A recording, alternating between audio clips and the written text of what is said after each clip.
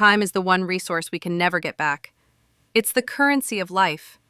And yet, most of us are unconsciously squandering it every single day. We think of wasted time as mindlessly scrolling social media or binge-watching a series. But the most dangerous time thieves aren't external distractions.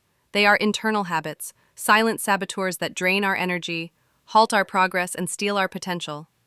Today, we're going to pull back the curtain on 6 of these insidious habits. And by recognizing them, you can begin to reclaim your most valuable asset. The first, and perhaps most common way we waste our time, is by worrying what others think. We spend countless hours replaying conversations in our heads, agonizing over how we came across, and censoring our true selves to fit into a mold we think others will approve of. This is a colossal waste of mental and emotional energy.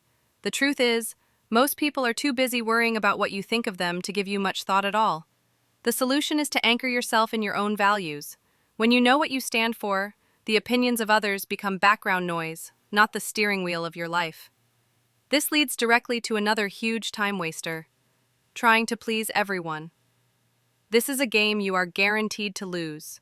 When you try to be a chameleon, changing your colors for every person you meet, you not only exhaust yourself, but you lose your own identity in the process. You become a collection of other people's expectations. Learning to set boundaries and say no isn't selfish. It's essential self-preservation. It frees up your time and energy to dedicate to the people and projects that truly matter to you, allowing your authentic self to flourish. When you're not busy pleasing others, you might notice another time thief lurking, complaining about everything. Complaining feels productive, like you're identifying a problem, but it's a trap. It locks you into a victim mindset, focusing all your energy on the problem instead of the solution. It poisons your own outlook and drains the energy of those around you. The next time you want to complain about the traffic, your workload, or the weather, stop. Ask yourself, what can I do to improve this situation or my reaction to it? Shifting from complaining to problem-solving transforms you from a passenger into the driver of your life. Now, even when we are driving, we can get stuck in a particularly sneaky time-wasting trap: being a perfectionist. On the surface, perfectionism sounds like a good thing, a commitment to quality.